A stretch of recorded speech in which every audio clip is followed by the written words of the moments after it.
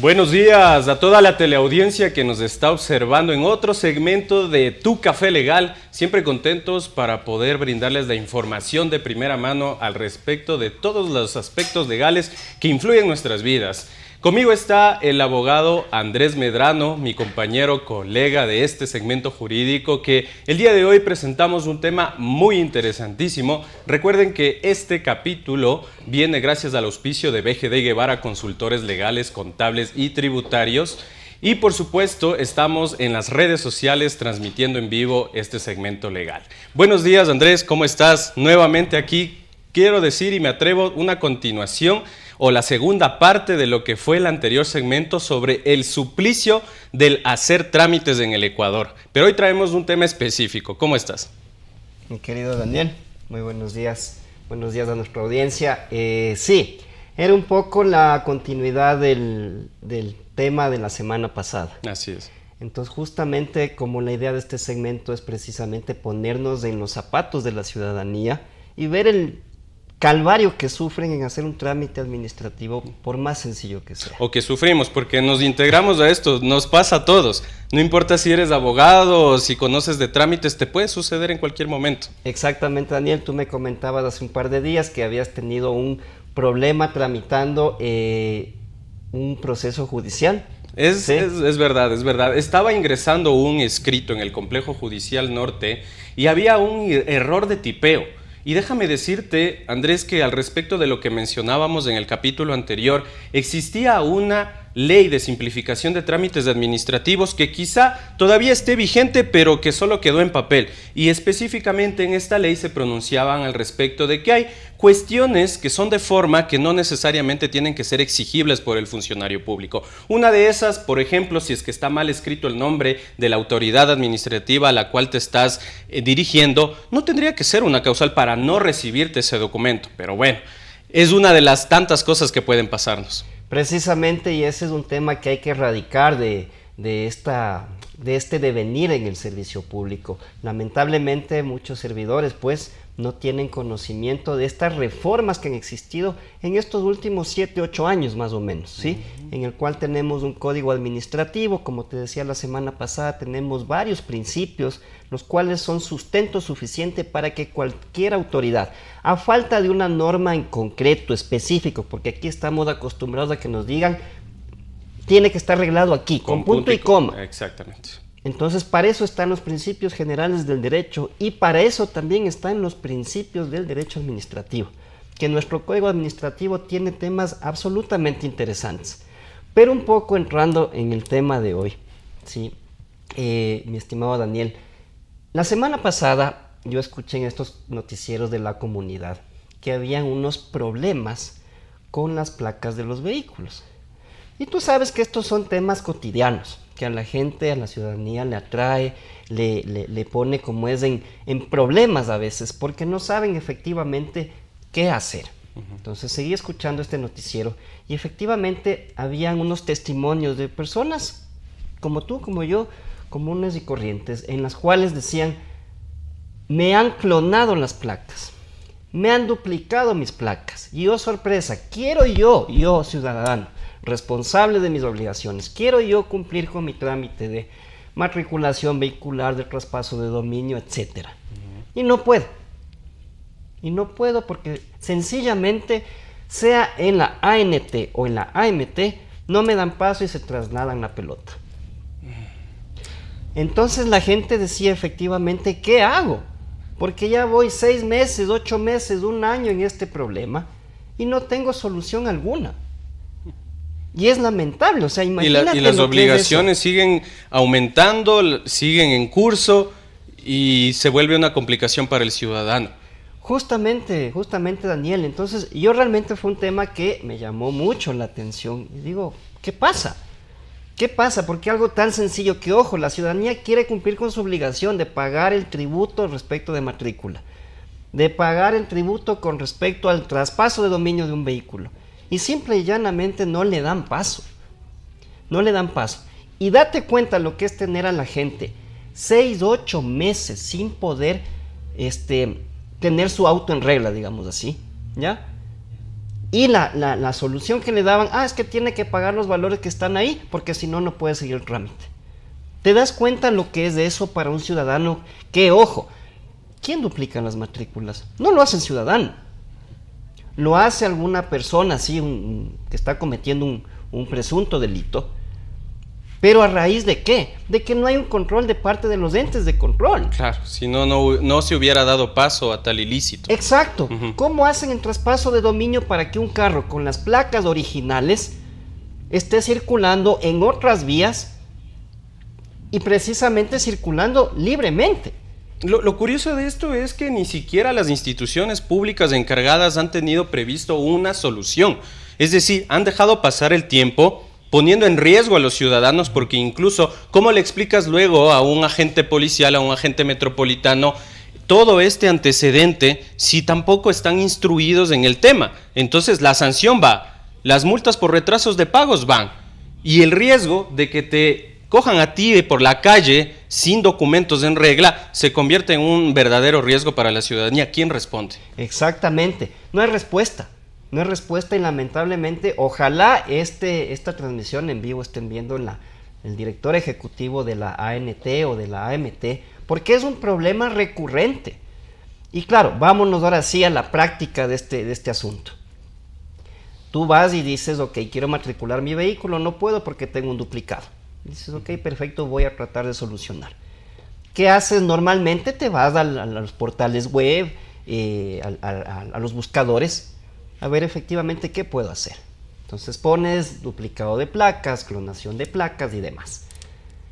Y ojo, la ciudadanía obviamente se basa en lo que está en la información publicada. Así es. ¿No es cierto? Sería lo más normal. Es lo más lógico, exactamente, mi estimado Daniel. Porque claro, nadie tiene el conocimiento exclusivo en normativa de tránsito, ¿sí? Para decir efectivamente esto es así o no es así. Entonces la gente va a los portales web. Y resulta que te salen con unas cosas ya inverosímiles en pleno siglo XXI, ¿sí? Tú pones esta búsqueda y te sale que, por ejemplo, para tú empezar a arreglar este trámite, necesitas una orden judicial de duplicado de placas y copias del expediente. Esto ya rebasa incluso los límites de una supuesta burocracia. Yo creo que va incluso con ciertas intenciones, pero ¿de qué? De retrasar los trámites. O de acaso también recaudar o confiscar valores excesivos, extraordinarios. O sea, esto en verdad es un problema y por eso yo creo que siendo la voz de la ciudadanía en este segmento legal, tenemos que alzar la voz por ellos y por ende también aludir a una solución de esto. Exactamente. Pero cuéntanos, ¿qué más pasa? Entonces, date cuenta. Primero, tú sabes en tu práctica profesional cuánto demora tener una orden judicial. Por supuesto. ¿No es cierto? Porque no es que tú vas y dices, señor juez, deme una orden porque mi carro está con duplicación de placas. No es que vas a una ventanilla donde está el señor juez y haces el intercambio de documentos. Sigues un proceso, sigues una investigación necesitas previa, un abogado, necesitas contratar un abogado y además una firma de abogado. Exactamente, que la fiscalía también actúe y adicionalmente, ojo, hay un manual de procedimientos que la fiscalía tiene que seguir para un sinnúmero de procesos, ¿sí? Entonces, no es que la ciudadanía tiene una solución en 5 o 10 días.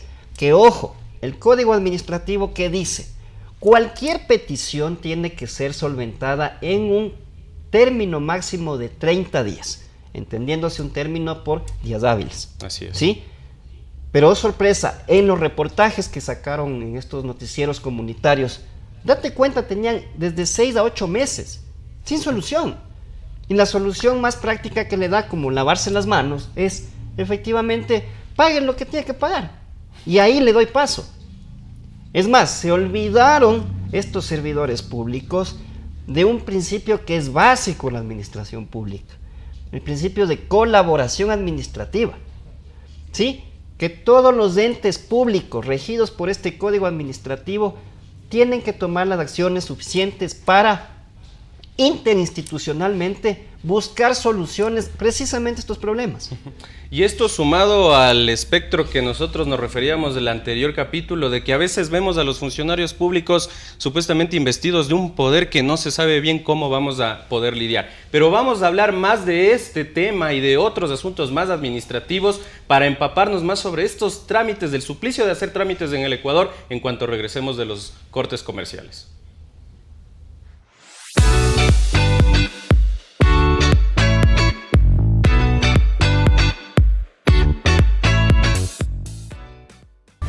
Los asesores corporativos simplificamos tus trámites ahorrándote tiempo y dinero. En BGD Guevara te asesoramos y te representamos en cómo pagar menos impuestos utilizando todos los escudos fiscales o reclamando tu dinero ante la autoridad. Contamos con profesionales altamente capacitados, generando confianza y reconocimiento en nuestros clientes. Estamos ubicados en el edificio de Igol de la ciudad de Quito. Visita nuestra página web www.bgdguevara.com o contáctanos al 098-341-6186. Somos tu solución legal, contable y tributaria.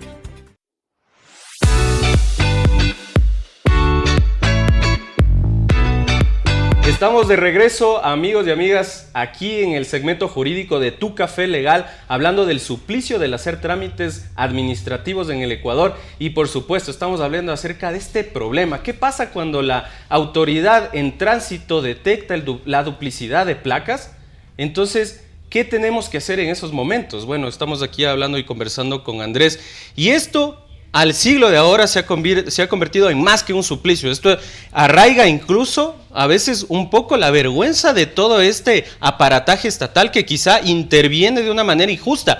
¿Quién regula estos tipos de requisitos como obtener una sentencia judicial para poder dar paso a un trámite administrativo? Andrés. Yo creo que últimamente el servicio público se caracteriza por hacer difícil lo fácil. Y te digo ya por experiencia profesional y demás. Tienes una cantidad de burocracia increíble precisamente para solventar estos trámites. Obtener un expediente físico.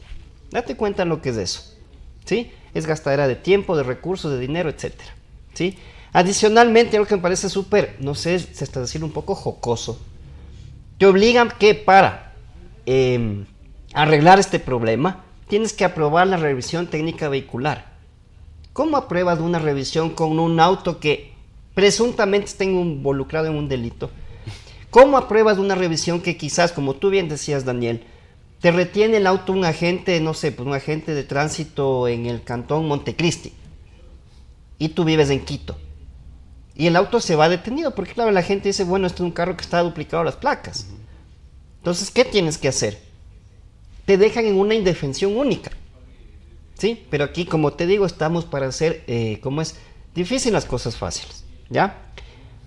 No tener valores pendientes de multas, es lo que yo te decía. Ah, bueno, pague y vea cómo arregla. Entonces, lamentablemente, en estas épocas tan difíciles de inseguridad, de poco empleo y demás, encima que tú tengas que sacar de tu bolsillo un pago que, ojo, no fue generado por ti, fue generado por un presunto delincuente, ¿sí?, que se aprovechó no sé de qué, duplicó tus placas y está circulando libremente para cometer delitos. No hay otra explicación, digamos, lógica para este tema. ¿Sí? Adicionalmente, que el vehículo debe constar a nombre del legítimo propietario. Date cuenta, si yo recién compré un vehículo y digamos que tengo 30 días para yo regularizar mi contrato y demás, inscribirlo en notaría, etcétera, etcétera, llevar el registro mercantil y demás. ¿Y qué pasa si en esos 30 días me duplicaron las placas? Claro. No está mi nombre todavía. Entonces, realmente le ponen en un harakiri al ciudadano. ¿Qué haces aquí? Vamos un poquito a la génesis de este problema. Y precisamente yo estaba leyendo la ley de tránsito, transporte terrestre y seguridad vial, que tiene un nombre larguísimo, que desde ahí ya está complicado. Ya está complicado y complejo el tema. Y tú bien sabes, cualquier persona que pasó por el aula de derecho administrativo sabe que cuando tú estás construyendo una norma, tú das competencias a una entidad. Resulta y acontece que en esta normita no hay pues las competencias de la ANT.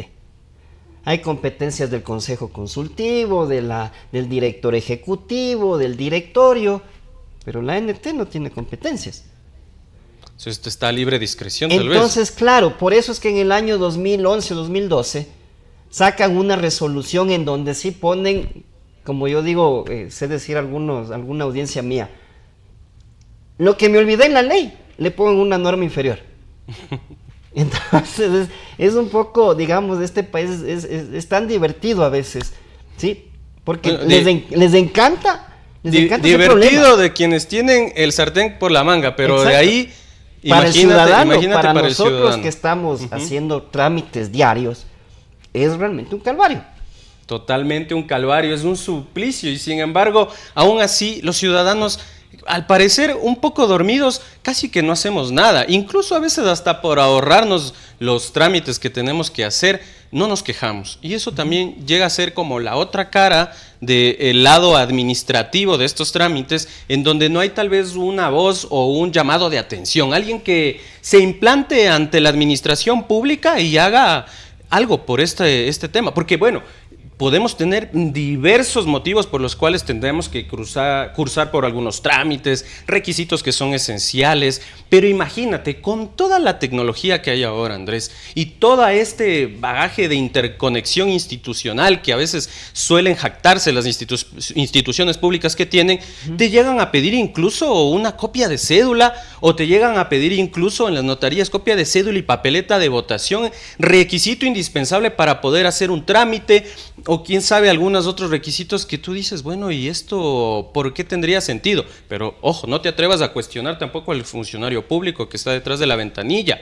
Llegaría a ser un delito también, Andrés. Entonces, ¿de qué estamos hablando? Quizá como ciudadanos, ¿qué posibilidades tenemos ahora? A ver,